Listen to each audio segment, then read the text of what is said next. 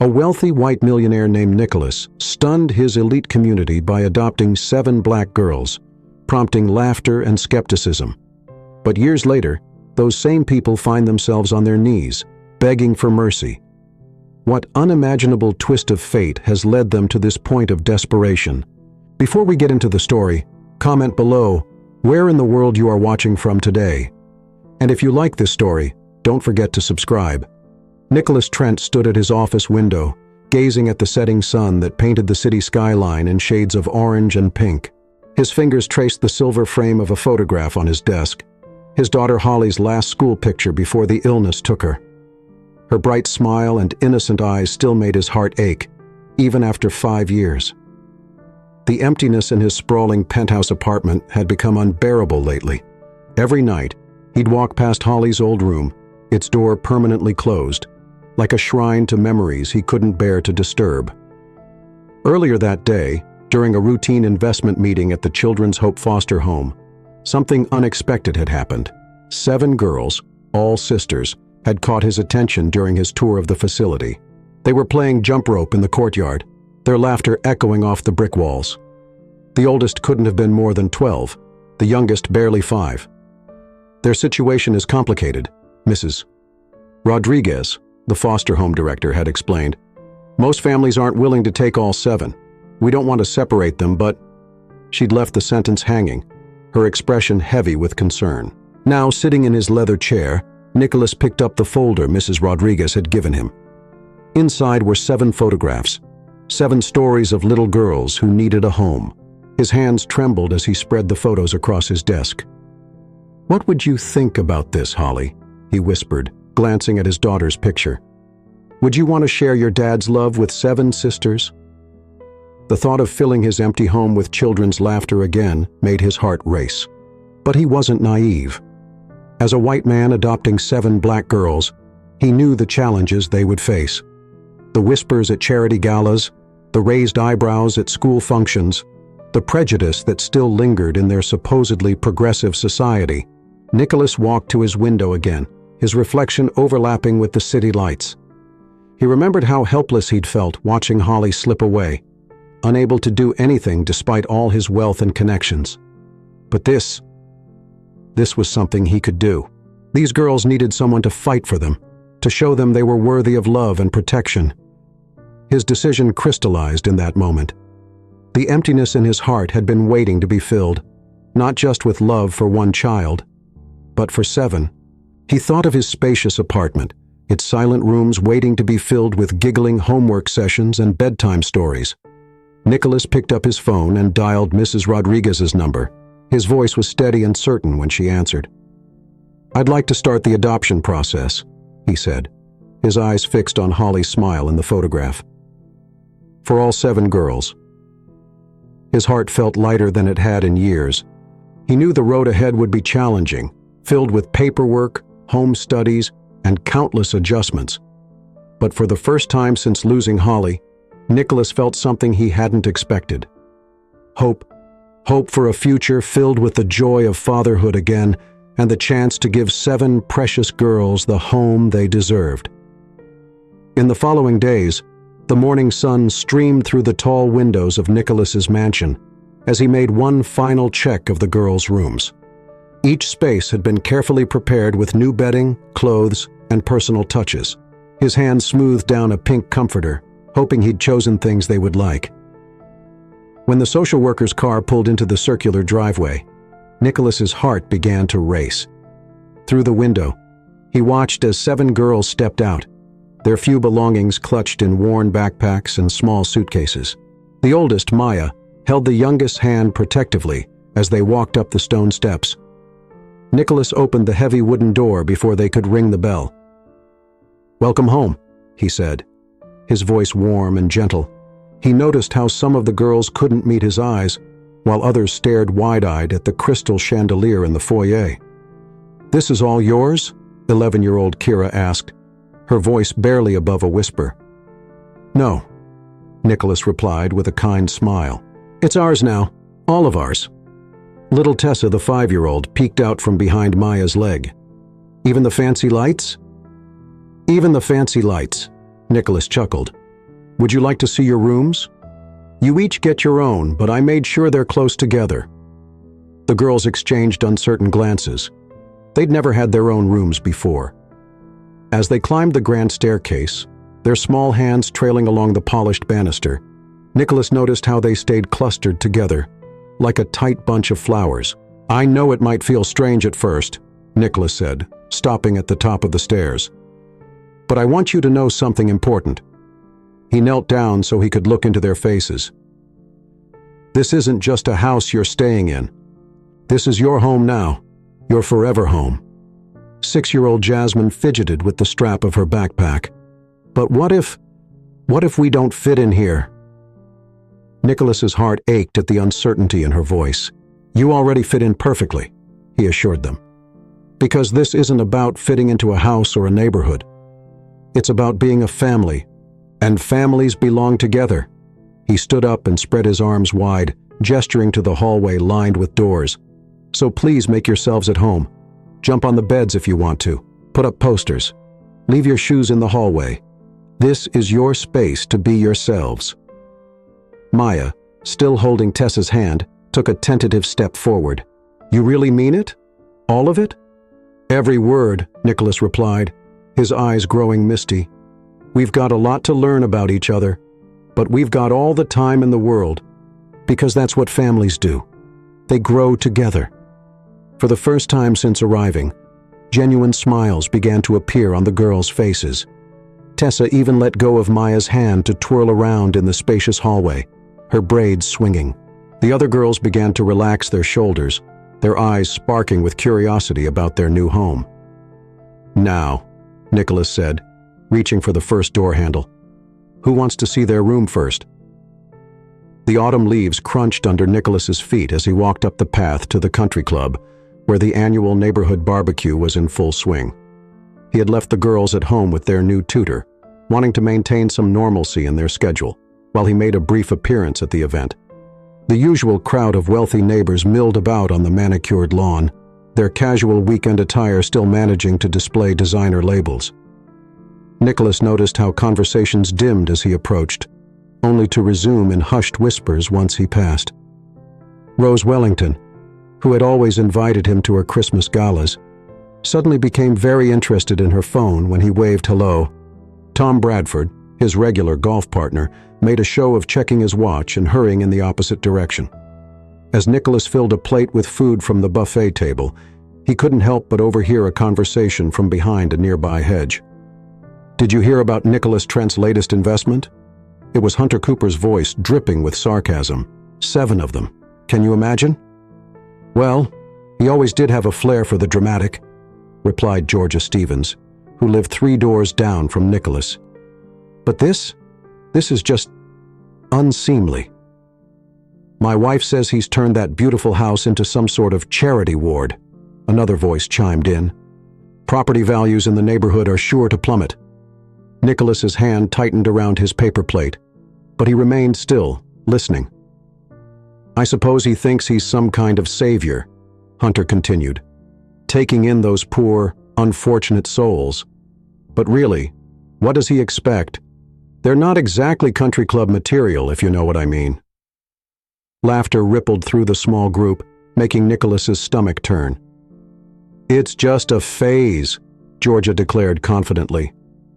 "Once he realizes what he's gotten himself into, he'll ship them back to wherever they came from. Mark my words. A charity case is still a charity case no matter how much money you throw at it," Hunter added, prompting more knowing chuckles. Nicholas set his untouched plate down on the nearest table. The food had lost all appeal. These were people he'd known for years, had shared meals with, and had trusted with his business deals. Now their true colors were showing, and they were uglier than he could have imagined. As he turned to leave, he almost bumped into Autumn Chen, another neighbor. She quickly averted her eyes and stepped back, as if his presence might somehow taint her. The walk to his car felt longer than usual, the weight of judgment pressing down on his shoulders. The whispers followed him, carrying fragments of words like publicity stunt and midlife crisis on the autumn breeze. But as Nicholas reached his car, he stood taller. Let them talk, he thought. Let them judge. Their opinions meant nothing compared to the 7 precious souls waiting for him at home. His daughters weren't a charity case. They were his family, and he would move mountains to protect them from people like this. The following weekend, Nicholas decided it was time to introduce his daughters to the community. The neighborhood's annual fall festival was being held at the local park, complete with pumpkin decorating, face painting, and carnival games. He hoped the casual, family-friendly atmosphere would make for an easier introduction. "Remember, girls, you have every right to be here," Nicholas said softly as they walked through the park entrance. 7-year-old Maya clutched his right hand while 6-year-old Jasmine walked confidently on his left, her younger sisters trailing behind like ducklings. The festive mood seemed to dim as they approached. Parents quickly gathered their children from the bounce house, making excuses about snack time or bathroom breaks. The face-painting station suddenly had a "taking a break" sign placed on it when 4-year-old Sarah walked up. "Daddy," Maya whispered, tugging at his sleeve. "Why is everyone looking at us funny?" Nicholas's heart ached, but he kept his voice steady. "Some people just aren't used to seeing new faces, sweetheart. Give them time." They made their way to the pumpkin decorating station, where a few children still played despite their parents' obvious discomfort. 4-year-old Rachel picked up a small pumpkin, her eyes lighting up at the array of decorative ribbons and stickers. "I don't believe those pumpkins are free," came a sharp voice. Victoria Hamilton, the neighborhood association president, stood with her arms crossed. "They're $5 each to maintain our community standards." Nicholas knew for a fact that the pumpkins were included in the festival admission they'd already paid. "That's fine," he said calmly, reaching for his wallet. "We'll take 7. Victoria's lips pursed. "Mr. Trent, I hope you understand that we have certain standards in this community. Standards that help maintain our property values and quality of life. Perhaps your girls would be more comfortable at the public fall festival downtown." Nicholas felt his blood boil as he watched Rachel carefully place the pumpkin back, her small shoulders slumping. His daughters had already endured so much rejection in their young lives. He wanted nothing more than to tell Victoria exactly what he thought of her standards, but he kept his composure, knowing his reaction would set an example for his girls. "Actually, Mrs. Hamilton," he replied, his voice level but firm. "My daughters and I are quite comfortable right here, and since we've already paid the admission fee, we'll take those pumpkins now." He placed 7 crisp $5 bills on the table, even though he knew he didn't need to. "Keep the change. Perhaps it will help with those standards you're so concerned about." He turned to his girls, who watched the exchange with varying expressions of hurt and uncertainty. "Come on, my loves. Let's decorate these pumpkins and make them the prettiest ones in the whole festival." The following week, Nicholas stood in his study, phone in hand, finalizing the details for what would be the neighborhood's most lavish event of the season. The welcome gala would be perfect. From the string quartet to the gourmet catering, from the elegant decorations to the professional photographers, he wanted to show everyone that his daughters deserved nothing less than the very best. "Are you sure about this, Daddy?" Tessa asked from the doorway, fidgeting with the hem of her shirt. "Maybe we shouldn't make such a big deal." Nicholas set down his phone and walked over to her. "You girls are worth celebrating. I want everyone to see you the way I do, as the wonderful, beautiful young ladies you are." In the weeks leading up to the gala, the mansion buzzed with excitement and nervous energy. The girls went dress shopping, picked out shoes, and practiced their table manners. Nicholas hired etiquette coaches to help them feel more confident, though he assured them they were perfect, just as they were. "What if they still don't like us?" Jasmine asked one evening as she twirled in her new purple dress. "Then that's their loss," Nicholas replied, straightening her sparkly headband. "But I believe that once they get to know you, they'll see what I see." The day of the gala arrived, and the mansion transformed into a wonderland of twinkling lights and fragrant flowers.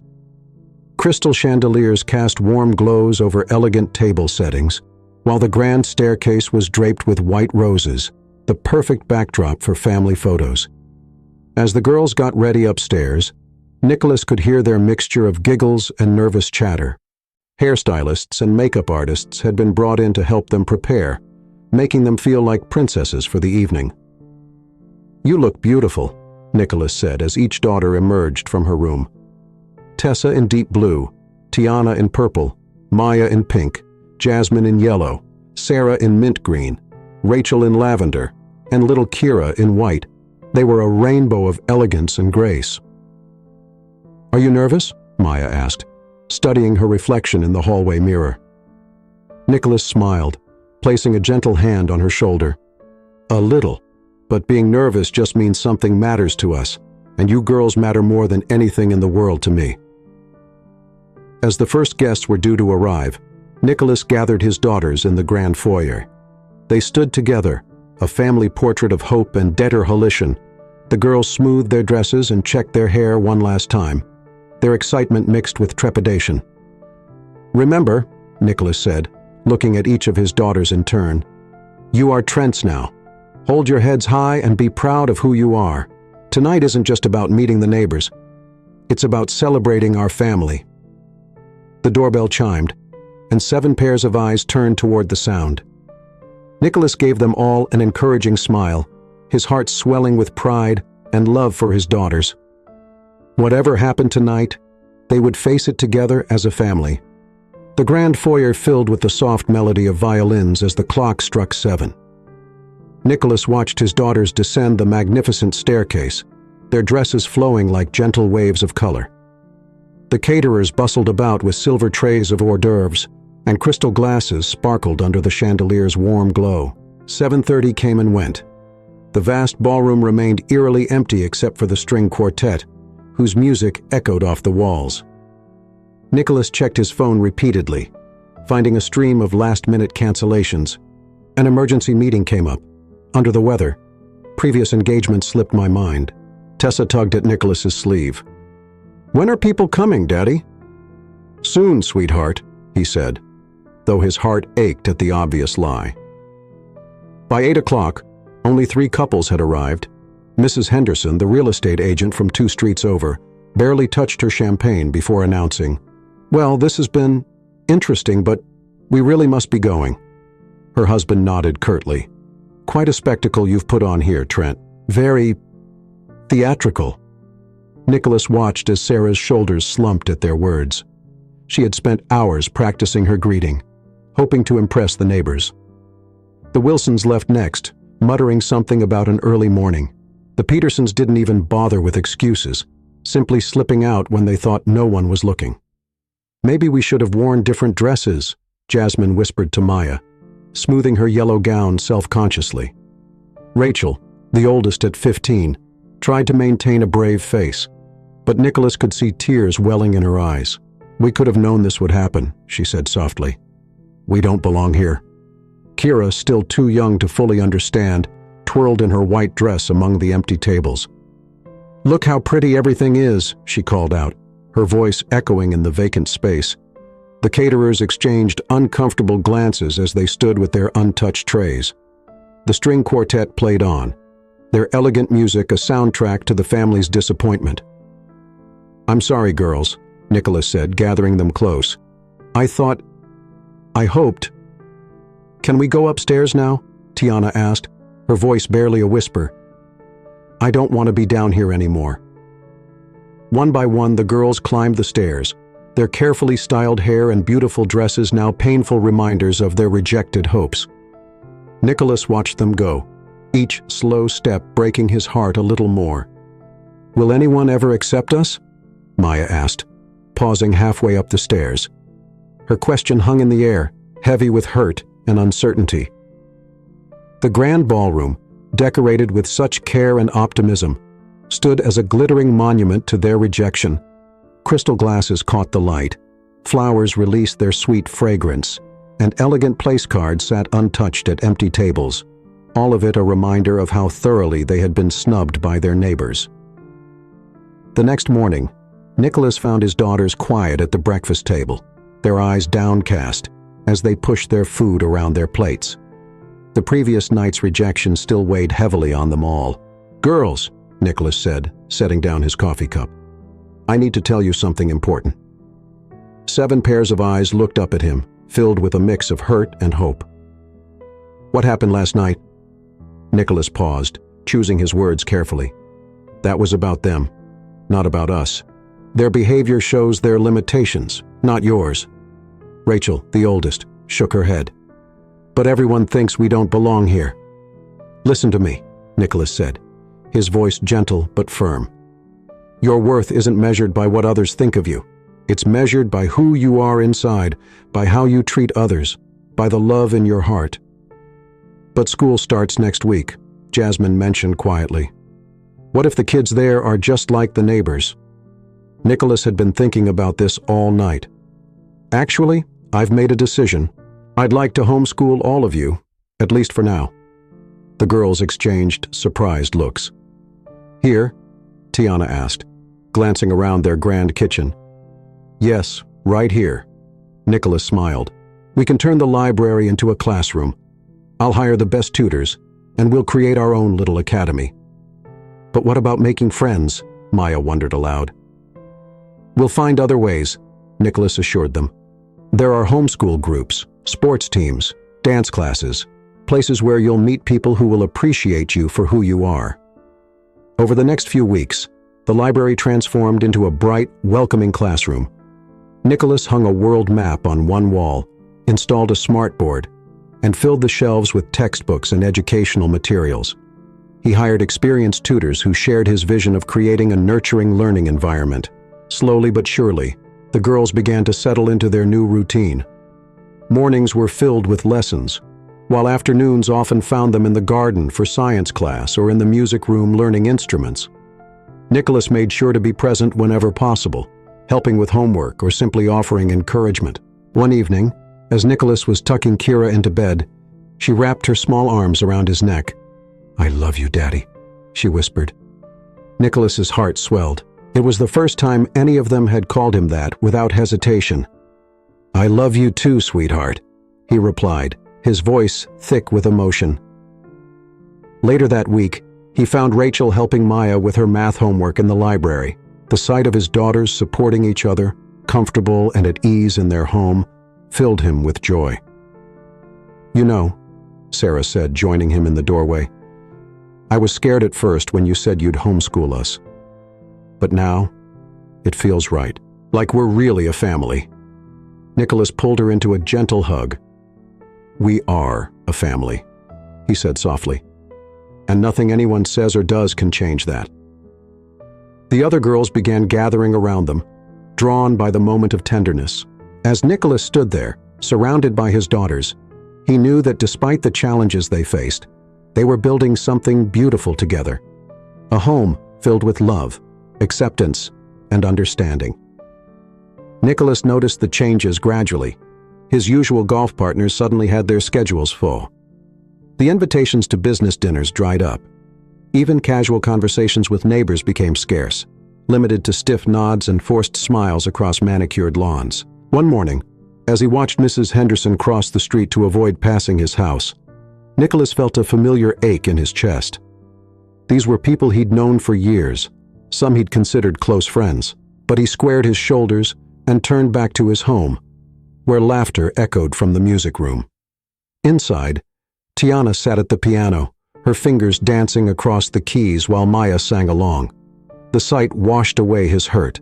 Nicholas had hired the best music teacher in the city, and Tiana had taken to the piano like she was born to play it. "That sounds beautiful," he said, entering the room. "You're making wonderful progress." In the adjacent art studio he'd created, Rachel and Sarah were working on oil paintings. Their art instructor, Ms. Martinez, moved between them, offering gentle guidance. Rachel had shown an unexpected talent for landscapes, while Sarah preferred abstract expressions of color and emotion. "Dad, look!" Sarah called out, holding up her canvas. The swirling colors seemed to dance, reflecting the joy he now saw in her eyes more often. Outside in the backyard, Jasmine was practicing soccer drills with their athletic coach. She discovered a natural ability for the sport, her speed and agility improving with each session. Kira watched from the sidelines, cheering her sister on while waiting for her turn at gymnastics practice. The youngest, Tiana, sat cross-legged on the grass, absorbed in sketching the garden flowers. Art therapy had helped her overcome her initial shyness, and now She carried her sketchbook everywhere. Nicholas had transformed their home into a sanctuary of creativity and growth. The basement became a dance studio with mirrors and bars. The garage housed sports equipment for every season. A corner of the library was dedicated to creative writing, where the girls often gathered to share stories they'd written. During dinner that evening, the table buzzed with excitement as each girl shared their day's achievements. Tessa had mastered a challenging piece by Mozart. Jasmine had scored 5 goals in practice. Rachel's painting was selected for a local youth art exhibition. "I never knew I could do any of this stuff before," Jasmine said, passing the salad bowl. "At the foster home, we never got to try different things." "Well," Nicholas replied, his heart full, "sometimes we don't know our talents until we're given the chance to discover them." The girls exchanged warm glances across the table. They'd grown closer through their shared activities, often attending each other's performances and exhibitions, celebrating each sister's successes as their own. Nicholas watched his daughters interact, their bonds strengthening daily through shared experiences and mutual support.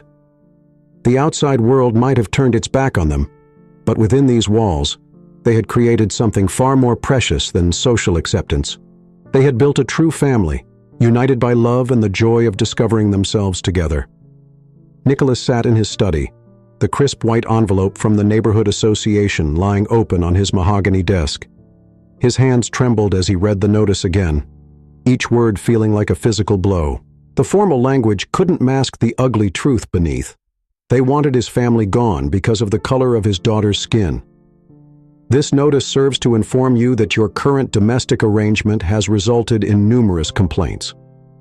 The words blurred as tears of anger filled his eyes.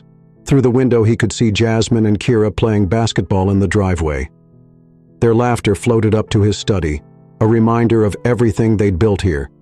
The thought of uprooting them again, after they'd finally started to feel at home, made his stomach churn.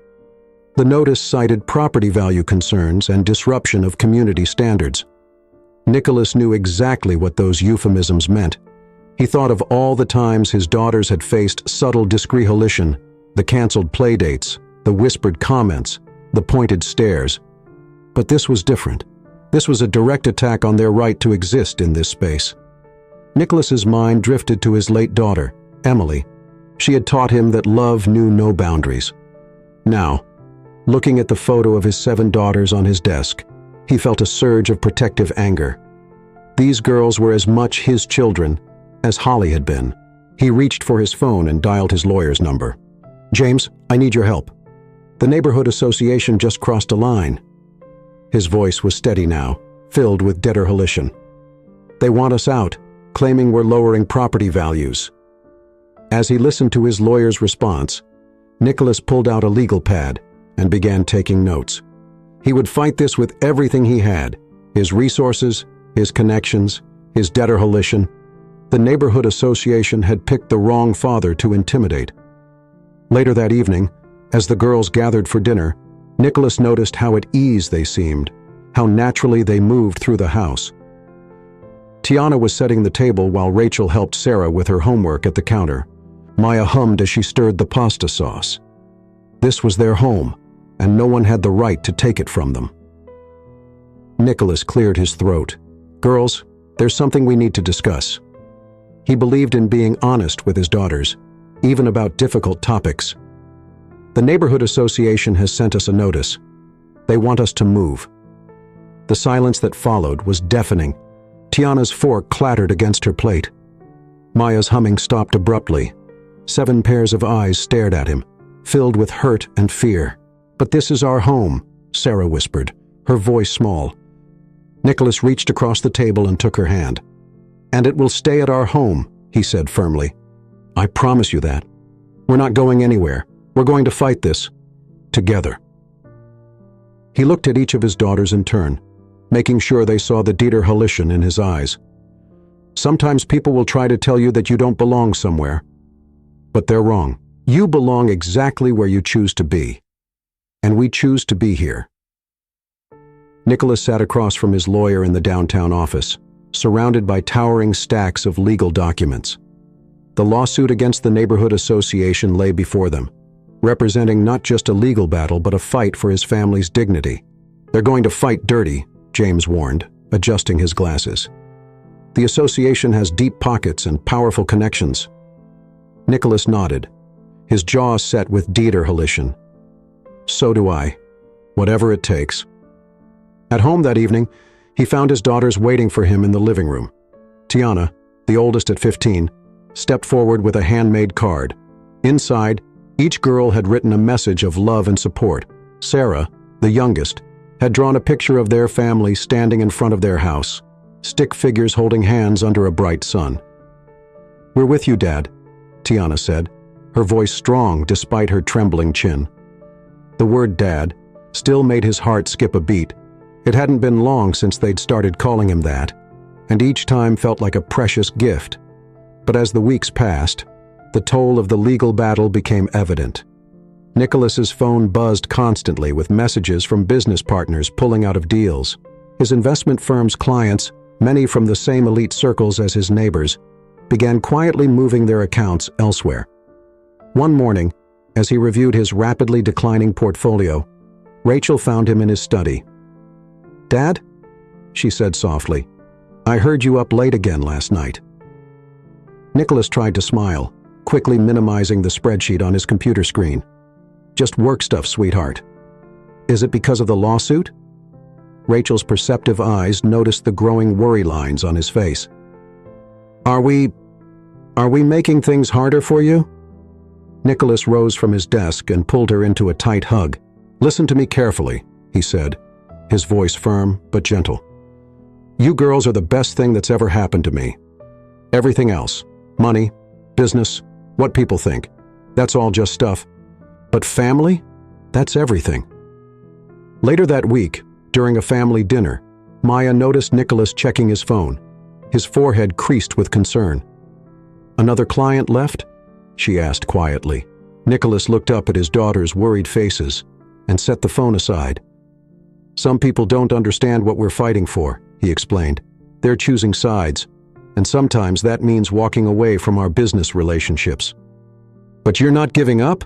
Kira stated rather than asked, her voice filled with pride. "Never," Nicholas replied, reaching for the bowl of mashed potatoes. "We're going to show them that love is stronger than prejudice, and family is worth fighting for." His daughter exchanged glances, and then Jasmine spoke up. "We've been talking, Dad. We want to help." She pulled out a carefully written budget plan. "We can cut back on our art classes and music lessons, and I can teach the younger ones basketball instead of going to private coaching." Nicholas felt tears prick his eyes at their selfless offer. These girls, who had already lost so much in their young lives, were willing to give up more just to help him fight for their right to be a family. Despite the mounting pressure from the lawsuit and financial strain, Nicholas gathered his daughters for their weekly family meeting. The morning sun streamed through the bay windows of their living room, casting a warm glow over their circle. "Remember, girls?" Nicholas said, his voice gentle but firm. "We can't control how others treat us, but we can control how we respond." Tiana nodded, thinking of the cold shoulders they still received at the grocery store. "But it's hard sometimes, Dad, the way they look at us." "I know, sweetheart." Nicholas reached over and squeezed her hand. "But kindness isn't about what others deserve. It's about who we choose to be." The girls took their father's words to heart. When Sarah suggested they volunteer at the local homeless shelter, her sisters eagerly agreed. Every Saturday morning, they arrived at Hope Haven Shelter, ready to serve breakfast and sort donations. At first, the other volunteers kept their distance, whispering among themselves. But as weeks passed, the girls' genuine warmth and dedication began to shine through. Ms. Patterson, the shelter's elderly coordinator, found herself looking forward to their visits. "Those girls of yours," she told Nicholas one morning as she watched them organizing clothes for distribution, "they've got hearts of gold." That word of the girls' volunteer work spread through the town. A small article appeared in the local paper, featuring a photo of them serving meals. A handful of townspeople, moved by their commitment to helping others, started treating them with more warmth. Mrs. Henderson, who owned the flower shop downtown, began saving fresh bouquets for the girls to take to the shelter. The local baker, Mr. Chen, would donate day-old pastries when he saw them passing by. But these small victories didn't change the overall climate in their neighborhood. During their weekly walks, curtains still rustled shut as they passed. At the community pool, other families still gathered their belongings and left when Nicholas's daughters arrived. "Did you see Mrs. Roberts actually cross the street to avoid us yesterday?" Maya mentioned during dinner one evening. "And the Petersons' kids aren't allowed to play with Sarah anymore," Rachel added quietly. Nicholas looked at his daughters' faces, some sad, some angry, but none defeated. "You know what makes me proudest?" he said, setting down his fork. "That even with all this happening, you girls choose to spend your weekends helping others. That's true strength." The girls exchanged glances, drawing strength from their father's words and each other's presence. They continued their volunteer work with renewed spirit, finding joy in the genuine connections they made at the shelter. There, among those who had also known hardship, they found acceptance and appreciation that their wealthy neighbors couldn't seem to give. The autumn breeze carried the scent of fallen leaves as Nicholas and his daughters unloaded boxes of canned goods from their van at the Riverside Food Drive. The event, held in the neighboring town of Mill Creek, drew volunteers from several communities. Nicholas's heart swelled with pride watching his girls organize the donations with practiced efficiency. Their peaceful morning shattered when familiar voices cut through the air. "Well, look who's here. The charity collector and his collection." The words, dripping with mockery, came from Mrs. Davidson, their next-door neighbor. She stood with a group of women from their neighborhood, all dressed in designer clothes that seemed out of place at a food drive. "I suppose when you're trying to prove a point, you have to show up everywhere," another woman added with a sharp laugh. Sarah pressed closer to Nicholas's side. He placed a protective hand on her shoulder, keeping his voice steady. "Keep sorting those cans, sweetheart. You're doing great work." The girls continued their tasks, though Nicholas could see the hurt in their eyes. Maya's hands trembled slightly as she arranged boxes of pasta, and Rachel's shoulders tensed when another burst of laughter erupted from the group. "I heard they're still fighting that lawsuit," one of the women stage whispered. "Maybe if they focused more on fitting in instead of making spectacles of themselves." Nicholas watched as Tiana, his oldest, straightened her spine and walked directly past the group to retrieve more boxes. She held her head high, just as he'd taught them. "Girls," Nicholas called softly, gathering them close.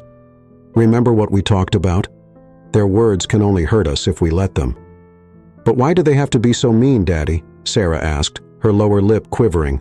"Sometimes people are mean because they don't understand that different can be beautiful," Nicholas explained, kneeling to meet her eyes. "But look around. See all these people we're helping today? That's what matters. Your kindness is your strength." The girls nodded, drawing courage from their father's words. They returned to their work with renewed determination, methodically sorting donations and helping elderly visitors carry their boxes. "These go in the protein section," Tiana instructed her sisters, pointedly ignoring another round of snickering from their neighbors. "And these cereals go on the breakfast shelf," Rachel added, her voice growing stronger as she focused on the task at hand. Nicholas watched his daughters work, their movements sure and purposeful despite the continued muttering and sideways glances. They'd grown so much in the past months, learning to face adversity with grace and dignity. Even now, as their neighbors made little effort to hide their disdain, his girls chose to respond with kindness and dedication to their work. "You're all doing beautifully," Nicholas encouraged them, his heart full of love and pride. "Don't let anyone dim your light. Your worth isn't measured by their judgment." Months turned into years, and all girls started to grow. One crisp afternoon, Nicholas sat at his mahogany desk, reviewing a stack of mismatched client files when Maya peeked into his home office. "Dad, your filing system is—" She hesitated, searching for a polite word. "Interesting." Nicholas chuckled, running a hand through his graying hair. "That's a kind way of putting it. I've never been great at organizing." Maya stepped into the office, her eyes scanning the cluttered shelves. Maybe I could help. I used to organize files at the foster home." Nicholas's eyes lit up. "You know what? That would be wonderful." Within days, Maya had transformed his chaotic filing system into something manageable. Her younger sister, Rachel, who had a knack for computers, began helping with spreadsheets and data entry. "Look at this, Dad," Rachel said one afternoon, showing him her laptop screen. "I made a program that tracks all your client meetings automatically." Nicholas leaned forward, amazed by the clean, organized display. "This is incredible, sweetheart. You've done in hours what I've been trying to figure out for months." Even Rachel, typically shy and reserved, revealed a talent for writing professional emails. "Your messages are so much better than mine," Nicholas admitted after reading one of her drafted responses to a client. Rachel beamed with pride. "I just pretend I'm writing to someone I really want to impress." As the weeks passed, Nicholas noticed a change in his daughters. Their shoulders straightened when they walked. They spoke with more confidence. Even little Sarah, the youngest at 5, insisted on helping by decorating client folders with colorful labels. "We're like a real business team," Tiana said one evening as they all worked together in the office, her voice filled with wonder. "We are a real business team," Nicholas corrected gently, watching his daughters work. Rachel was teaching Maya some computer shortcuts, while Tiana organized the day's correspondence. The younger girls sat at a small table nearby, carefully sorting papers by color. Nicholas felt a warmth spread through his chest. These girls, who society had tried to dismiss, were proving themselves more capable than anyone had imagined. Their natural abilities, combined with their eagerness to learn, had brought new life to his business operations. "You know what?" Nicholas announced, gathering their attention. "I think it's time we made this official. How would you all like to have real positions in the company?" The girls' faces lit up with excitement. Tiana sat up straighter in her chair. "Really? Like actual jobs?" "Actual jobs with actual responsibilities," Nicholas confirmed. "You've all shown such amazing skills. I'd be foolish not to recognize that." "Even us little ones?" Sarah asked hopefully. Nicholas knelt beside her chair. "Everyone has something valuable to contribute. That's what makes a family business special." The pride in their eyes made Nicholas's heart swell. These weren't just tasks to keep them busy. His daughters were genuinely talented, and they deserved to know it. Their involvement wasn't charity. It was an investment in both their futures and his company's success. Nicholas gathered his daughters in the company's conference room one morning, a sparkle in his eyes. "I've been thinking," he said, spreading out some colorful craft supplies on the polished table. "What if we started a special project together?" The girls leaned forward, curious. Nicholas explained his idea for them to create handmade gift baskets filled with artisanal items. Everything from hand-poured candles to carefully crafted soaps and beautifully packaged treats.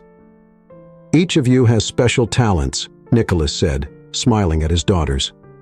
"Sarah and Amy are amazing at picking color combinations. Tiana has wonderful artistic skills. Maya's organizational abilities could help with production schedules." The girls dove into the project with enthusiasm. They converted one of the mansion's unused rooms into a workshop, with different stations for each type of product. Sarah and Amy spent hours selecting ribbon colors and designing packaging, while Tiana created beautiful labels featuring her own artwork. "Look, Dad," Rachel called out one afternoon, holding up a lavender-scented candle she'd just finished. "I figured out how to make the wax super smooth." The older girls managed inventory and tracked orders while the younger ones helped with simple tasks like tying ribbons and arranging items in the baskets. Every daughter found her own special role in the process. Word about their handmade goods spread to neighboring towns.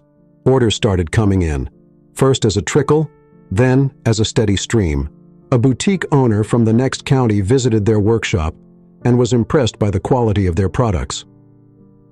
"These are absolutely beautiful," the boutique owner said, examining one of their gift baskets. "And you say your daughters make these?" Nicholas nodded proudly. "Every single item is crafted with care by my girls." The boutique owner placed a substantial order on the spot, and soon other stores followed suit. The girls beamed with pride as they saw their creations displayed in shop windows and received glowing reviews from customers. "Dad, look!" Maya exclaimed one morning, showing Nicholas their sales figures. "Our little project made actual profit this month." The success of their handmade goods brought unexpected attention. A local newspaper ran a feature about their family business, highlighting how the girls had turned their creativity into a thriving enterprise. People from neighboring communities began to see the Trent family in a new light, impressed by their entrepreneurial spirit and the quality of their work. "You've all done something remarkable," Nicholas told his daughters during their weekly business meeting. "You took an idea and turned it into something special." The girls exchanged proud glances. They weren't just helping their father anymore. They were building something of their own, something that showed the world what they could do. Each order they filled, each positive review they received, reinforced their growing confidence and sense of purpose. Nicholas watched with pride as his daughters worked together in their newly converted workshop. The formerly empty room now buzzed with creative energy as each girl focused on her assigned task. Sarah and Tessa carefully selected elegant ribbons and packaging materials, while Tiana sketched beautiful designs for their product labels. "These colors will look perfect together," Sarah said, holding up 2 silk ribbons against a finished gift basket. "The gold and cream really make everything look fancy." The younger girls giggled as they worked at their stations, carefully measuring ingredients for bath salts and wrapping delicate soaps in tissue paper. Even little Rachel, the youngest at 5, helped by sorting ribbons by color and sticking labels on finished packages. Maya, who had always shown a talent for numbers, kept detailed records of their inventory and sales. "Dad, look," she exclaimed one afternoon, showing Nicholas her carefully maintained spreadsheet. "We made enough last week to cover all our supplies and still have a profit." Their handmade goods quickly caught the attention of local boutiques. Mrs. Henderson, who owned a gift shop in the neighboring town, visited their workshop and couldn't contain her amazement at the quality of their products. "These gift baskets are absolutely exquisite," she said, examining the careful craftsmanship. "And to think they're all made by your daughters." Orders began flowing in steadily. The girls developed a smooth production system, with each sister playing to her strengths. They created everything from scented candles to artisanal soaps, each item crafted with care and attention to detail. The success of their venture brought unexpected positive attention. A small write-up in the local paper praised their entrepreneurial spirit, and customers from neighboring communities began seeking out their products specifically. "I heard about your family's gift baskets from my sister," one customer told them. "She said they're the most beautiful she's ever seen." Nicholas noticed how the project had transformed his daughters. They walked taller, spoke more confidently, and beamed with pride whenever someone complimented their work. Even more importantly, they had found a way to work together as a team, supporting and encouraging each other through every challenge. "We did it, Dad," Tiana said one evening as they finished a large order. "We really did it." The other girls gathered around, their faces glowing with accomplishment and joy. Nicholas and his daughters spent weeks preparing for the fundraiser at the local community center. They transformed the plain space into an elegant venue, with twinkling lights and displays of their handmade products arranged artfully around the room. The girls had practiced their speeches countless times, their words flowing from their hearts. As people began filing in, Nicholas noticed a mix of familiar faces and strangers from neighboring towns. His heart swelled with pride as he watched his daughters confidently greeting guests and explaining their business venture. Maya was the first to take the stage. Her voice trembled slightly as she began, but grew stronger with each word. "Before Mr. Trent adopted us, we were just 7 scared girls in the foster system. Now we're a family, and he's shown us what true love and acceptance mean." Sarah followed, sharing stories of Nicholas teaching them business skills and encouraging their creativity. "Our dad believed in us when nobody else would," she said, wiping away tears. "He taught us that kindness is stronger than hate." The audience listened intently, many dabbing at their eyes. Even some of the typically cold-hearted neighbors seemed moved by the girls' genuine appreciation for their father. Tiana spoke about their product line, and how Nicholas had helped them develop their talents. "Every gift basket we create represents our family's love and dedication," she explained, her voice full of pride. Just as the momentum was building and potential investors were showing interest, whispers began circulating through the crowd. Nicholas noticed people checking their phones, their expressions changing from sympathy to suspicion. "Is it true what they're saying about him?" one woman muttered to another. "I heard he's using those poor girls for cheap labor," someone else whispered loud enough for Nicholas to hear.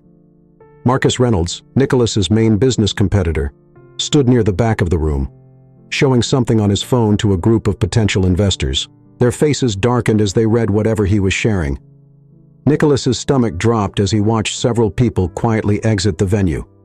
His daughters, still presenting their business plan on stage, hadn't noticed the shift in the atmosphere yet. But when Rachel, the youngest, stepped up to share her part, she faltered at the sight of the thinning crowd. "Our daddy?" she started, her small voice wavering as more people stood to leave. Tears welled up in her eyes as she looked desperately at Nicholas. The other girls gathered around their little sister, forming a protective circle. Nicholas rushed to the stage, his heart breaking at the sight of his daughter's confused and hurt expressions. He could hear the murmurs growing louder, the false accusations spreading like wildfire through the remaining audience. "He's exploiting them for publicity," someone said. "Those poor children should be removed from his care," another added. The girls huddled closer to Nicholas, their earlier confidence shattered by the cruel whispers and judgmental stares. What had started as a chance to save their family business had turned into another painful reminder of the prejudice they faced. The rumors spread like wildfire through their affluent community. Each whisper seemed to grow more outrageous than the last, transforming Nicholas's act of love into something sinister in the public eye. People who had once smiled politely now crossed the street to avoid him and his daughters. "Did you hear? He's making those girls work in his business without pay," one neighbor told another at the local coffee shop, loud enough for everyone to hear. "I heard he's just using them for tax breaks," another would reply. The neighborhood association seized upon these rumors with frightening speed. They filed a series of formal complaints, each one more aggressive than the last. Their latest notice cited concerns about the welfare of minors and questions about the stability of the household. One evening, as Nicholas sat in his home office reviewing the mounting paperwork from the association's complaints, he heard soft sobbing coming from the hallway. He found Sarah, his eldest daughter, trying to comfort Rachel, who was crying into her hands. "They're saying such awful things about you, Daddy," Rachel whispered through her tears. "At the market today, Mrs. Peterson wouldn't let her daughter talk to me. She pulled her away like I was something bad." Nicholas gathered both girls into his arms, his heart aching. "Listen to me," he said gently. "People can say whatever they want, but we know the truth. We're a family and that's what matters." The other girls, hearing the commotion, joined them in the hallway. Soon, all 7 daughters were huddled around Nicholas, drawing strength from each other's presence. "I heard them say they want to take us away from you," Tiana admitted, her voice trembling. "They can't do that, can they?" Nicholas pulled her closer. "No one is taking you anywhere," he assured them firmly. "We're going to face this together, just like we've faced everything else." Maya, usually quiet, spoke up. "We can help you fight this, Dad. We'll show them what a real family looks like." The girls nodded in agreement, their fear gradually giving way to determination. They might be scared, but they weren't going to let anyone tear their family apart. Each daughter took turns sharing stories about their day, about the unkind words they'd heard, but also about the small moments of joy they'd found in being together. As Nicholas listened to his daughters, he saw not victims of circumstance, but strong, resilient young women who had already overcome so much. Despite the neighborhood's cruelty, despite the association's threats, they remained unified, their bond growing stronger with each challenge they faced. That night, as the girls prepared for bed, they didn't retreat to their separate rooms as usual. Instead, they gathered in the family room, bringing pillows and blankets, wanting to stay close to each other and their father. Nicholas sat in his favorite armchair, watching as his daughters settled in, their faces peaceful despite the storm raging outside their walls. Nicholas sat at his desk, his shoulders heavy with worry as he reviewed the latest batch of hostile letters. The strain of recent events showed clearly on his face. He couldn't bear seeing his daughter's face in such cruelty while trying to help with the business. "Girls," he called them into his office, his voice gentle but firm. "I think it's best if you step back from the company for a while.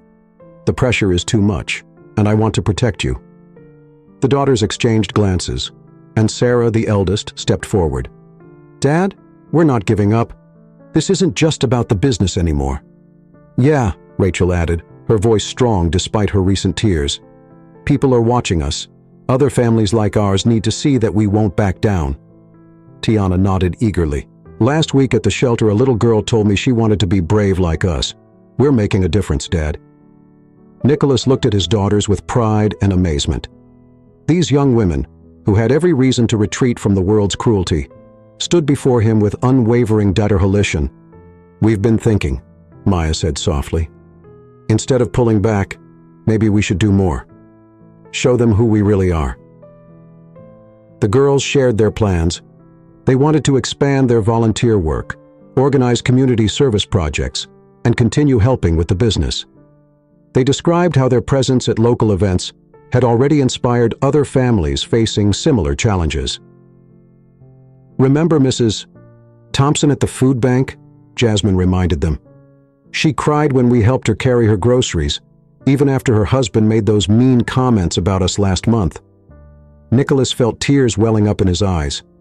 His daughters weren't just surviving the community's prejudice. They were rising above it, transforming their pain into purpose. They had become beacons of hope for others facing discrimination and hardship. "We're stronger together, Dad," Sarah said, placing her hand on his shoulder. "And maybe, just maybe, if we keep showing up with kindness, things will change." Nicholas looked at each of his daughters' faces, seeing not victims but warriors of love and resilience. They were right. Backing down now would send the wrong message to everyone watching their family's journey. "Okay," he agreed, his voice thick with emotion. "We'll keep going. Together." The girls' commitment to serving their community became a daily testament to their character. Every Saturday morning, the 7 sisters could be found picking up litter along neighborhood streets, their matching yellow vests visible from blocks away.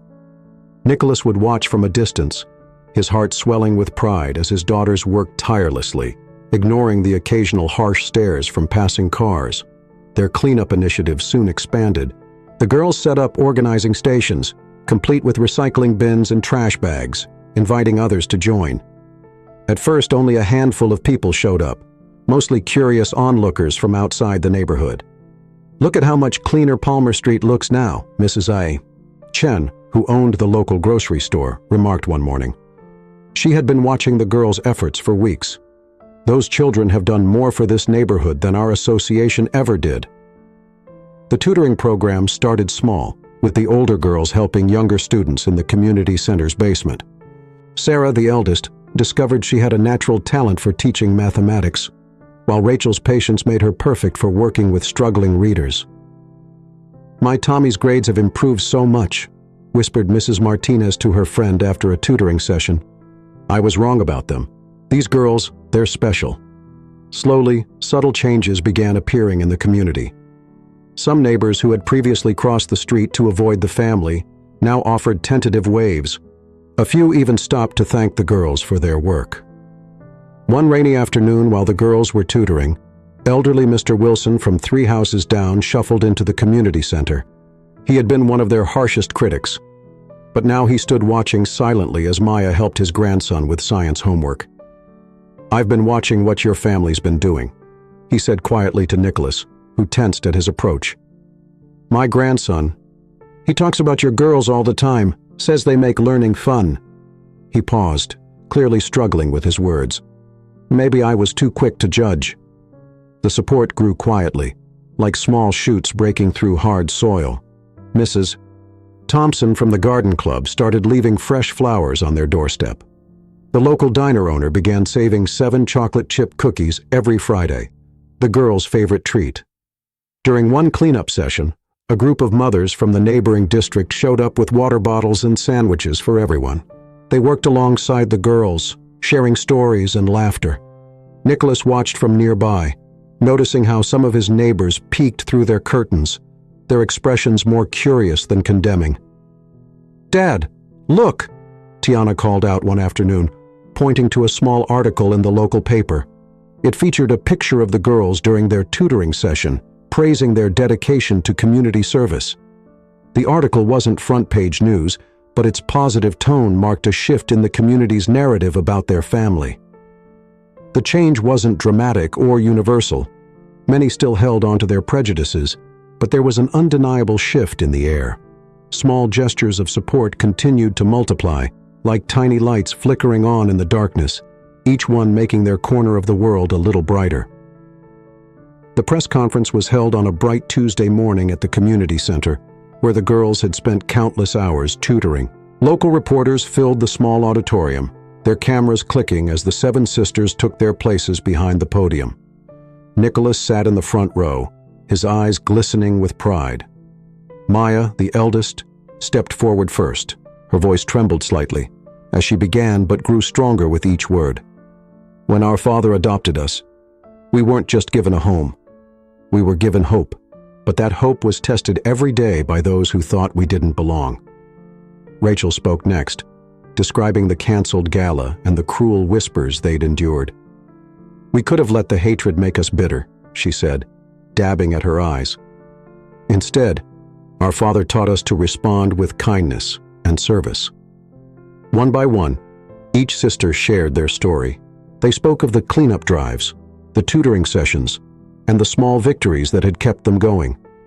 Sarah described how some neighbors had slowly changed their minds, while Tiana talked about the business skills they'd learned helping their father.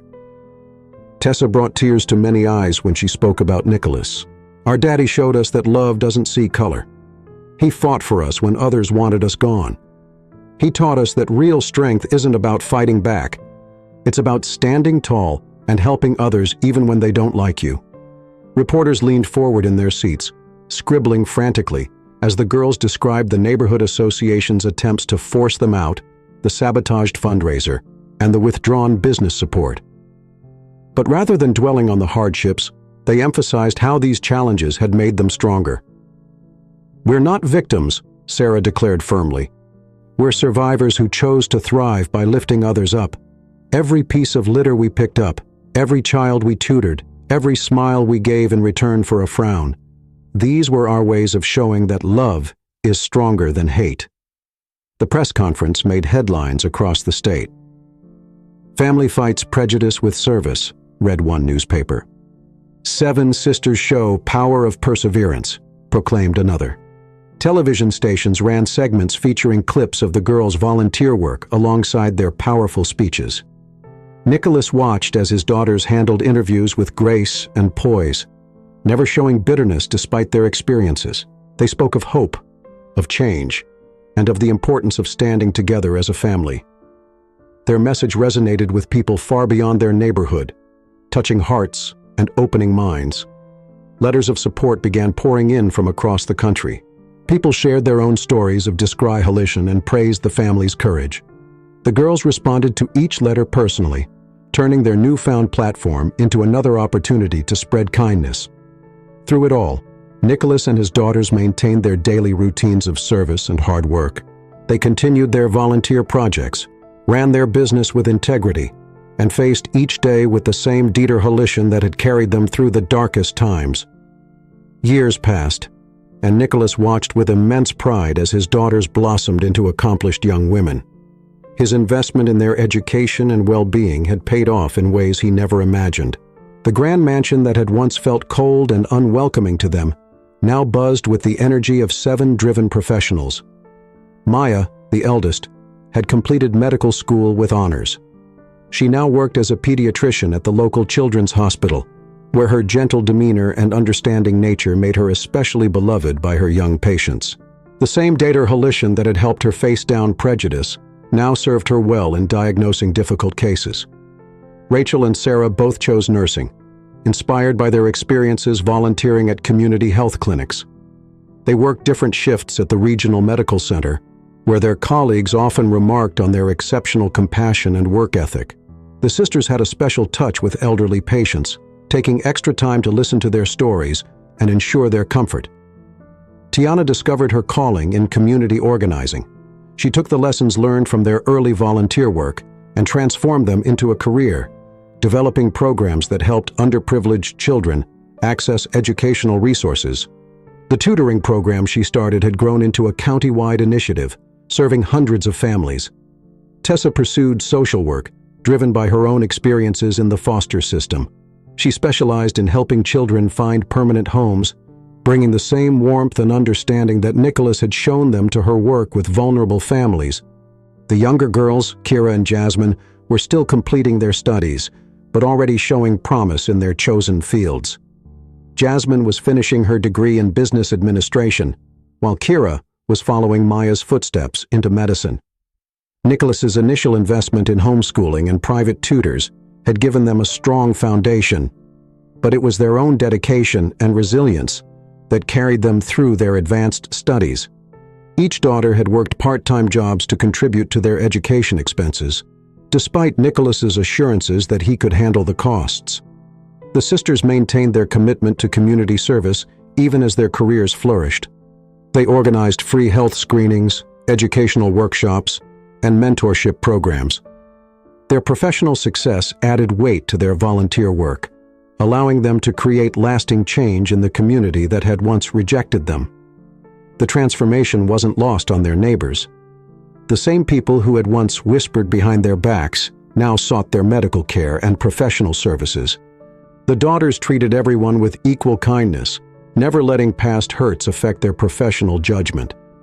Nicholas's business had recovered and grown stronger, partly due to the positive reputation his family had built through their service and accomplishments.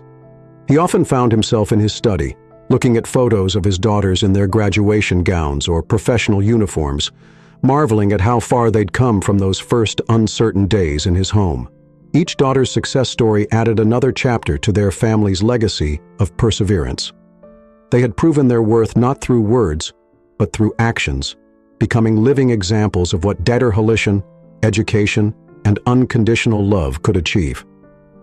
The peaceful rhythm of the Trent family's life was disrupted when a severe flu-like illness swept through their town. What began as a few isolated cases quickly spread into a full-blown epidemic. The local hospital's emergency room filled to capacity, and medical staff worked around the clock trying to keep up with the influx of sick patients. Maya, working at the children's hospital, saw firsthand how the illness affected the youngest members of their community. She spent long hours treating feverish children, her heart aching for the worried parents in the waiting room. Rachel and Sarah's nursing shifts at the medical center stretched from 12 to 16 hours as more of their colleagues fell ill. Despite the history of rejection they'd faced, the Trent sisters didn't hesitate to help. They organized an emergency response team, converting part of Nicholas's mansion into a temporary care facility for overflow patients. Tiana used her community organizing skills to coordinate volunteers and supplies, while Tessa helped arrange care for children whose parents were hospitalized. Even the younger girls pitched in. Jasmine managed the logistics of supply distribution, while Kira assisted the medical staff, putting her pre-med training to good use. Nicholas supported their efforts, opening his home and resources to help the community that had once shunned them. The sisters worked tirelessly, treating everyone equally, including those who had previously shown them contempt. They saw former critics lying in hospital beds, vulnerable and afraid, and offered the same compassionate care they gave to all their patients.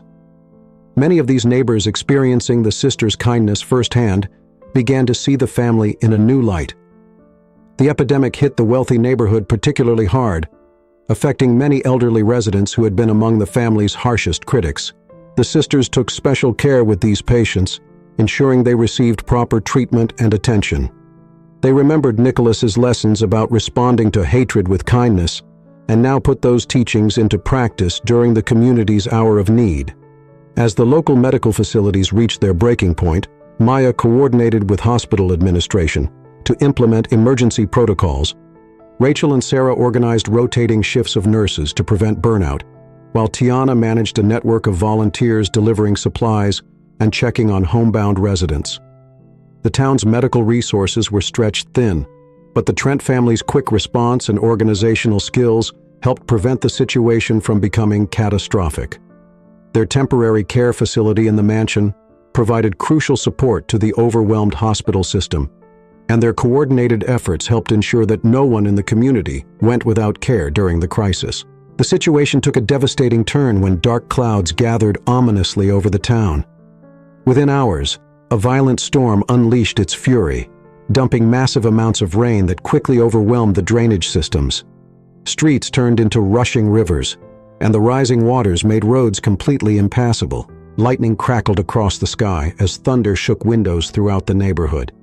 The storm's intensity grew until it cut off all access to neighboring communities and their medical facilities. Fallen trees and debris blocked the main roads, while flooding made alternative routes too dangerous to attempt. Inside Nicholas's mansion-turned-medical center, the sisters watched through rain-streaked windows as their community became increasingly isolated. The local hospital was already at capacity, and now there was no way to transport critical patients to facilities in nearby towns. Panic spread through the community as quickly as the rising waters. Parents with sick children grew desperate, and elderly residents with chronic conditions feared running out of essential medications. The town's limited medical resources were rapidly depleting, and without access to outside help, the situation seemed dire. In this moment of crisis, the community's attitude toward the Trent family shifted dramatically. Those who had once whispered cruel remarks behind their backs now turned to Nicholas's daughters with desperate hope in their eyes. Maya's pediatric expertise, Rachel and Sarah's nursing skills, and Kira's pre-med knowledge suddenly became the town's most valuable resources. The sisters quickly organized their response. They converted more rooms in the mansion to accommodate additional patients, using Nicholas's emergency generator to maintain power when the electricity began to fail. Maya set up a triage system in the grand foyer, while Rachel and Sarah organized their limited medical supplies to last as long as possible.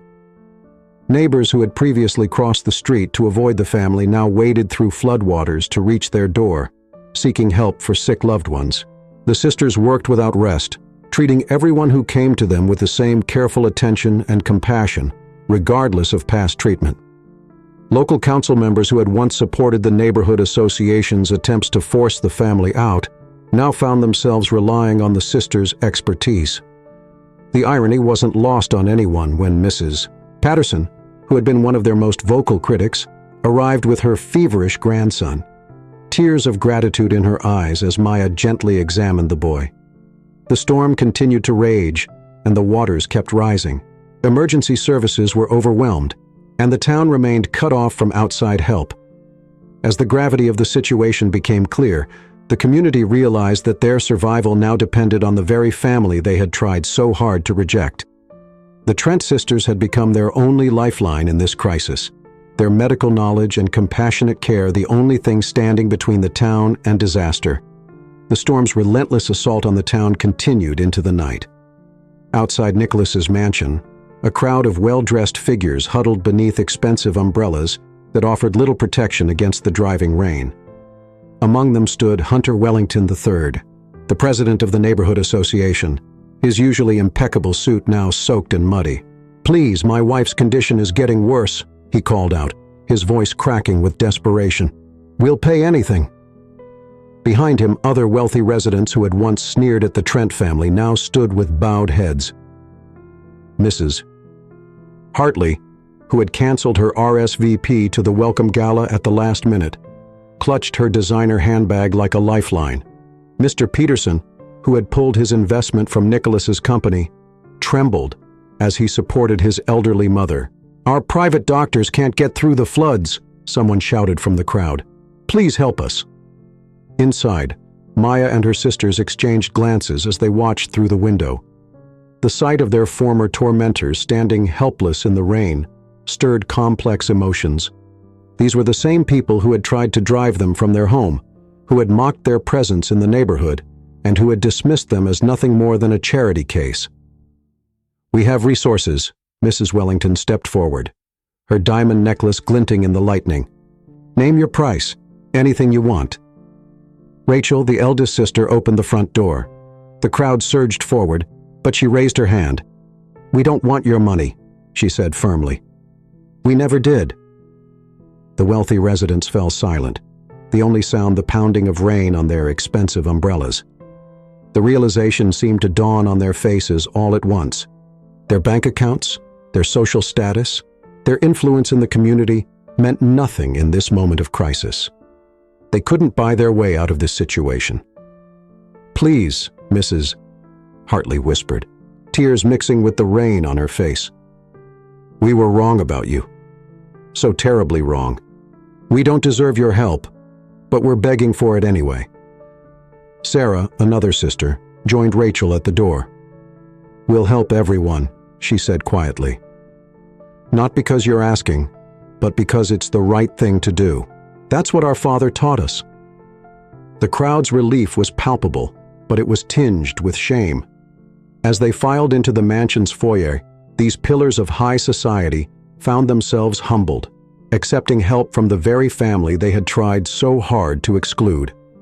Their designer clothes and expensive jewelry seemed meaningless now, as they waited alongside other patients for the care only Nicholas's daughters could provide. Mr. Wellington, who had led so many efforts to force the Trents out, sat quietly in a corner, watching the sisters work tirelessly to help everyone who needed them.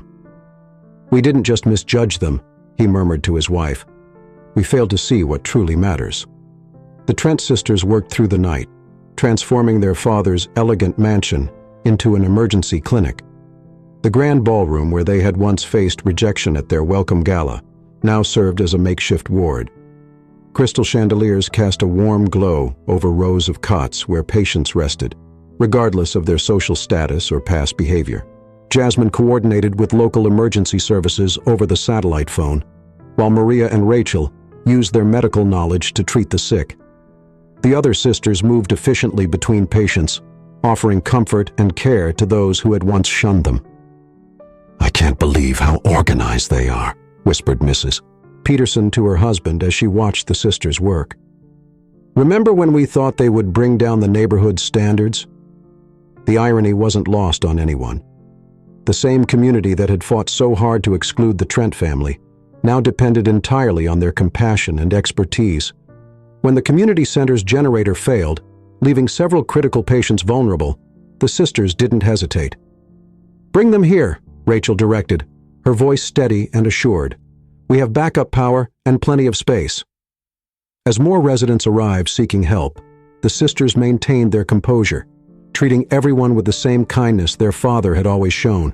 They remembered Nicholas's words, "True strength lies in choosing kindness, especially when others don't deserve it."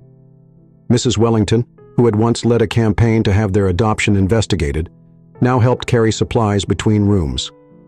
"I don't know how you can be so kind to us," she said softly to Sarah, "after everything we did." Sarah adjusted a patient's IV line before responding. "Dad taught us that holding on to bitterness only hurts ourselves. Besides," she added with a gentle smile, "this is what community really means." The transformation of both the mansion and the community center into emergency clinics demonstrated more than just medical preparedness. It showed the power of forgiveness and compassion. The sisters worked tirelessly, their actions speaking louder than any words could about the true meaning of neighborly love. As dawn approached, Maya, the youngest sister, moved through the makeshift wards, offering water and kind words to their patients. She paused beside Mr. Wellington, who had once demanded their relocation. His face showed not just physical distress, but deep remorse. "Thank you," he whispered hoarsely. "Your father raised you well, better than any of us raised our own children." The sisters continued their work with quiet dignity, embodying everything Nicholas had taught them about rising above prejudice and choosing love over resentment. Their home, once a symbol of controversy in the neighborhood, had become a beacon of hope and healing for all. The daughters worked with military precision, their months of volunteering at medical facilities now proving invaluable. In the mansion's sprawling gardens, they set up organized triage stations under weather-resistant tents, with clear pathways marked by solar lights leading to different treatment areas. Rachel directed the flow of patients with calm authority, Those with severe symptoms to the red tent, mild cases to the yellow, and anyone needing basic care to the green, she called out, her voice steady and reassuring. Nicholas sat in a chair near the entrance, greeting each arrival with genuine warmth.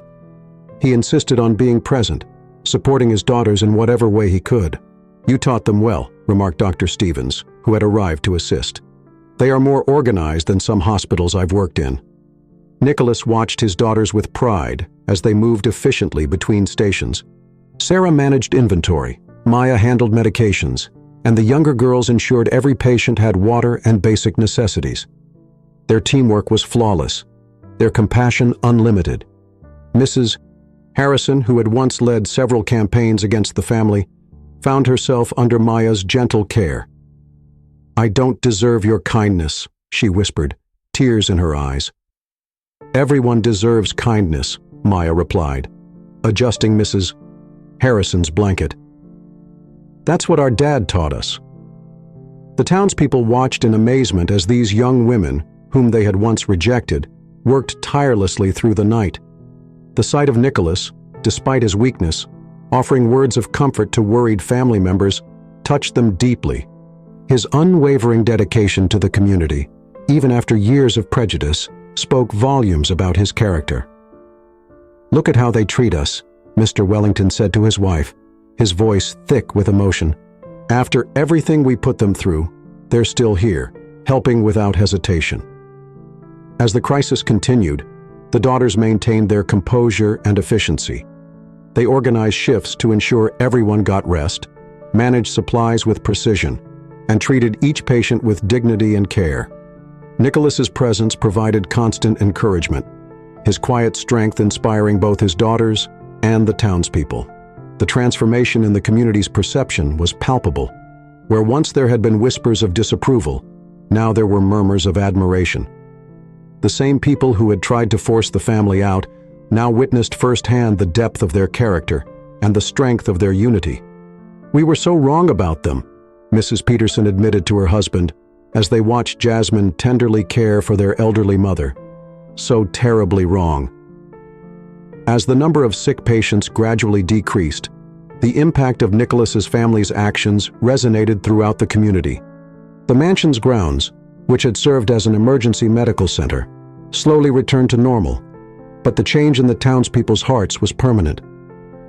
Mrs. Wellington, who had once been among the family's harshest critics, approached Nicholas one morning as he sat on his porch.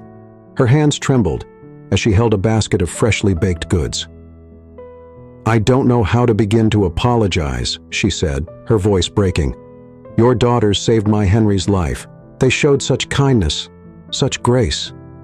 Nicholas smiled warmly. "They're remarkable girls," he said softly. "They've always been." Throughout the town, similar transformations occurred. The neighborhood association, which had fought so hard to remove the family, formally withdrew all complaints and issued a public apology. Mr. Peterson, the association's president, stood before a crowd at the community center, his voice heavy with emotion. "We were blind," he declared. "We let prejudice cloud our judgment and missed the opportunity to know an extraordinary family. Nicholas Trent and his daughters have taught us what true character looks like." The local newspaper ran a front-page story titled "Angels Among Us," featuring photographs of the daughters working tirelessly during the crisis. The article detailed not just their recent heroism, but also their years of community service and volunteer work, efforts that many had previously ignored or dismissed. At the grocery store, the coffee shop, and other local establishments, Nicholas's daughters now received warm smiles and heartfelt thanks. Children waved to them on the street, and elderly residents blessed them as they passed by. The same people who had once crossed the street to avoid them now crossed it to greet them. "It feels different now," Sarah told her sisters as they walked through town one afternoon. "Like we finally belong." The story of Nicholas Trent and his 7 daughters spread beyond their community, inspiring others with its message of love overcoming prejudice. Local churches and civic groups invited the family to speak about their experiences. People were moved by their journey, how a father's love and his daughter's resilience had transformed not just their own lives, but an entire community. "Your family reminds us of what matters most," Reverend Matthews told Nicholas after a Sunday service. "Love, forgiveness, and the courage to stand firm in both." The daughters, who had once felt like outsiders, now found themselves embraced as valued members of the community. Their business ventures flourished as people eagerly supported their endeavors. The handmade goods they had started creating during harder times became sought-after items, symbols of hope and perseverance. Nicholas watched these changes with quiet joy, seeing his daughters finally receive the acceptance they had always deserved. Their home, once a target of scorn, became a symbol of unity and transformation.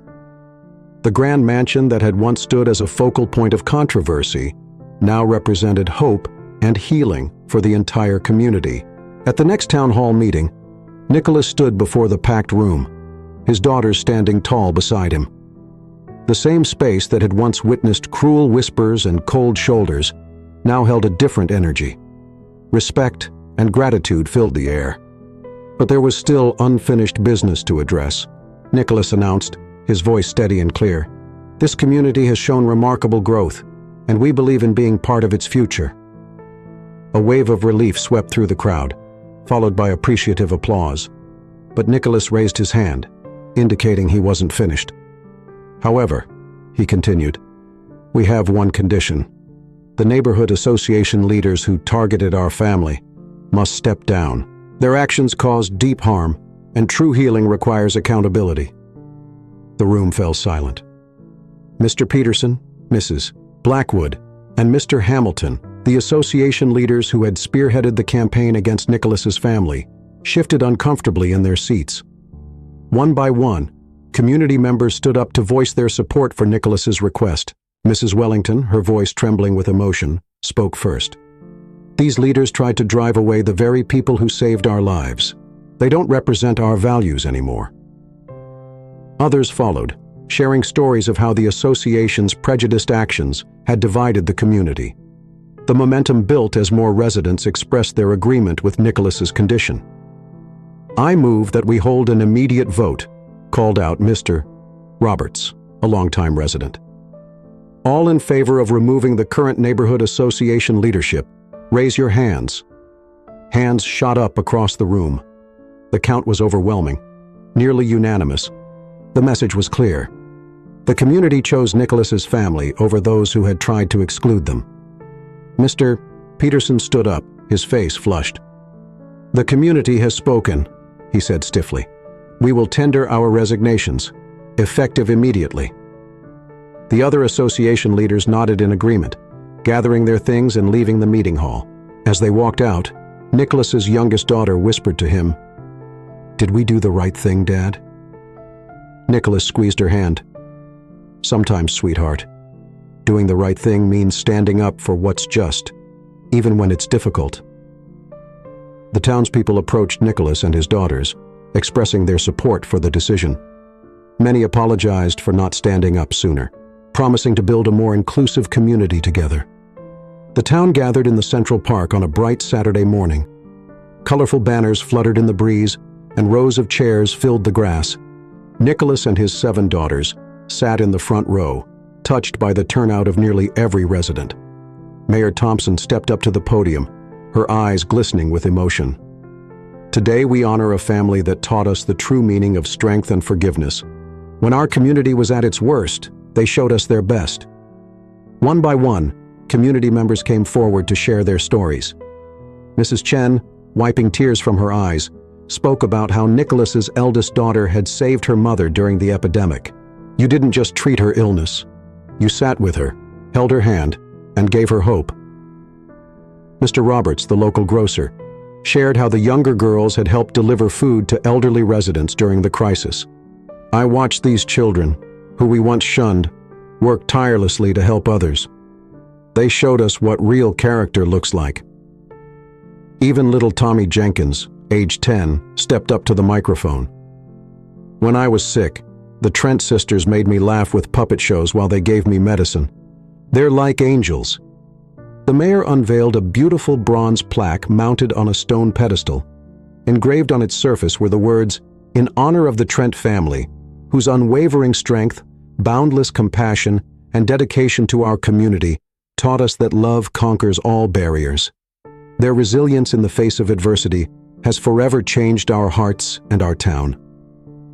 Nicholas's daughters clung to each other, tears streaming down their faces as they read the inscription. Nicholas wrapped his arms around them, his own eyes misting over at this public acknowledgement of their journey. "This plaque," the mayor continued, "will stand in our town square as a permanent reminder of the family who showed us that true community means accepting and supporting one another, regardless of our differences." The crowd rose in a standing ovation, their applause echoing across the park. Many held signs reading, "Thank you, Trent family," and "Love wins." The same people who had once crossed the street to avoid them now reached out to embrace them, their hearts transformed by the family's example of grace under pressure. Nicholas stood with his daughters, their hands linked in an unbreakable chain as they watched the gathering before them. The morning sunlight caught the bronze plaque, making it gleam like a beacon of hope in the park. Around them, the community that had once treated them as outsiders now pressed close, offering hugs, handshakes, and tearful apologies. Maya, his eldest daughter, squeezed his hand. "Dad," she whispered, "look at how far we've come." The other girls nodded, their faces glowing with joy and pride. Little Kira, his youngest, wrapped her arms around his waist, and Nicholas felt his heart swell with love. He remembered the lonely days when they'd faced cold stares and cruel whispers, but those memories now seemed distant, like shadows chased away by the warm light of acceptance. Neighbors who had once slammed doors in their faces now approached with plates of home-baked cookies and invitation cards for community events. Children who had been forbidden to play with his daughters now ran up to them, asking for hugs and sharing excited stories about their day. Mrs. Peterson, who had been one of their harshest critics, approached with tears in her eyes. "Your family changed this town," she said, her voice thick with emotion. "You showed us what real strength looks like." The town square buzzed with activity as people mingled, sharing stories of how the Trent family had touched their lives. Some spoke of the daughters' tireless work during the epidemic, others of Nicholas's unwavering dignity in the face of prejudice. The very place that had once felt so hostile now embraced them with open arms. Nicholas looked at each of his daughters' faces, faces that had grown stronger and more beautiful through their struggles. They had transformed from uncertain foster children into confident young women who knew their worth. More importantly, they had maintained their kindness even when faced with cruelty, just as he had taught them. The community gathered around them, forming a circle of unity where division had once stood. Children of all backgrounds played together on the grass, their laughter a testament to the changes that had taken place. The barriers that had once separated them had crumbled, replaced by bonds of understanding and respect. As they stood together, watching their neighbors mingle and celebrate, Nicholas and his daughters realized they had accomplished something greater than mere acceptance. They had helped create a community that now understood the true meaning of family, one that went beyond blood ties and social status to embrace the power of love and forgiveness. The once divided neighborhood had become whole, united around the very family it had tried to reject. Nicholas and his daughters stood at its center, their journey from ridicule to respect complete, their story woven permanently into the fabric of the community's history. If you enjoyed the story of Nicholas and his 7 daughters, I handpicked this next story that will touch your heart. Please don't miss this one. Click here to watch it.